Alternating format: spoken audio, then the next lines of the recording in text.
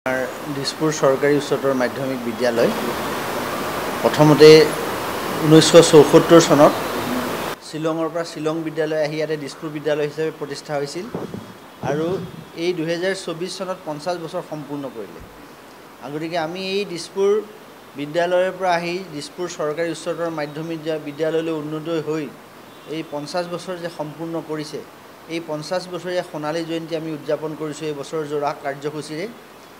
1 জানুৱাৰী 2024 চনৰ 1 জানুৱাৰীৰ দিনাৰ পৰা আমি আৰম্ভণি অনুষ্ঠান অনুষ্ঠিত কৰি এতিয়া বিভিন্ন অনুষ্ঠান আমি হাতত লৈ আগবাঢ়ি আছোঁ আৰু এই বিদ্যালয়খনৰ লগত জড়িত আমাৰ প্ৰাক্তন ছাত্ৰ ছাত্ৰী, অৱসৰপ্ৰাপ্ত শিক্ষক শিক্ষয়িত্ৰী সকলোকে আমি আহ্বান জনাইছোঁ যাতে আমাৰ সোণালী জয়ন্তী যাতে এই উদযাপন সমিতিৰ লগত জড়িত হৈ সোণালী জয়ন্তী যাতে সাফল্যমণ্ডিত কৰিব পাৰোঁ সকলোকে আমি আহ্বান জনাইছোঁ। আমাৰ এই অনুষ্ঠানবিলাক এতিয়া বিভিন্ন ধৰণৰ অনুষ্ঠান আমি কৰি আছোঁ। বিশেষকৈ আজিকালি ছাত্ৰ ছাত্ৰীৰ মাজত কেৰিয়াৰ গাইডেন্সৰ পৰা আৰম্ভ কৰি বিভিন্ন তৰ্ক প্ৰতিযোগিতা, কুইজ প্ৰতিযোগিতা, আকৌ আমি কিছুমান এথলেটিক খেলাও আমি অক্টোবৰ মানৰ পৰা আৰম্ভ কৰিব বিচাৰিছোঁ।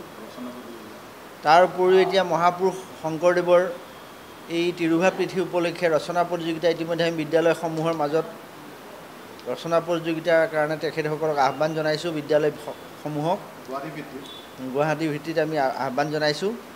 লগতে স্বাস্থ্য শিবিৰ, স্বাস্থ্য পৰীক্ষাৰ এটা কাৰ্যসূচী আমি ৰাখিছোঁ। শৈক্ষিক পৰিৱেশৰ ওপৰত এই বিদ্যালয়খনৰ আমাৰ শৈক্ষিক পৰিৱেশৰ ওপৰত কেনেকৈ আমি আগবঢ়াই নিব পাৰোঁ, দিছপুৰ চৰকাৰী উচ্চতৰ মাধ্যমিক বিদ্যালয়খনক এখন মডেল স্কুল হিচাপে কেনেকৈ আমি ৰাজধানী অঞ্চলত আগবঢ়াই নিব পাৰোঁ, এই গোটেই কথাখিনি লৈ আমি কাৰ্যসূচীটো ঠিক কৰিছোঁ। আৰু সামৰণি অনুষ্ঠান হ'ব 28 আৰু 29 ডিচেম্বৰ তাত আমি সামৰণি অনুষ্ঠান পাতিব বিচাৰিছোঁ।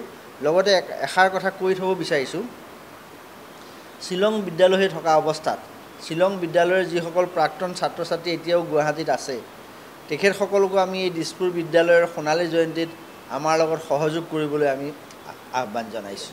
আমাৰ সম্পাদক মহোদয়ে গোটেইখিনি কথা আপোনালোকক থুলমূলকৈ বুজালে। একচুৱেলি আমাৰ কি হৈছে, আমাৰ অসমীয়া স্কুলবিলাকৰ অৱস্থা খুব বেয়া।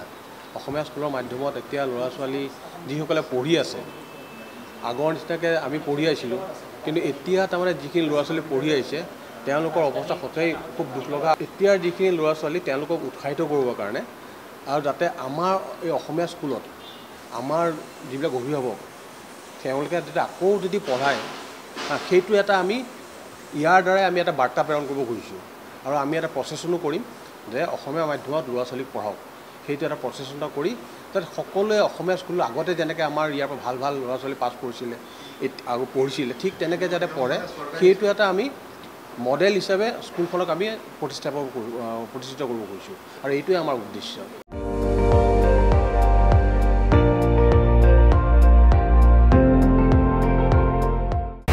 আপুনি চাই আছে ND24, সৰ্বশ্ৰেষ্ঠ নহয় সৰ্বোত্তমৰ দৌৰ।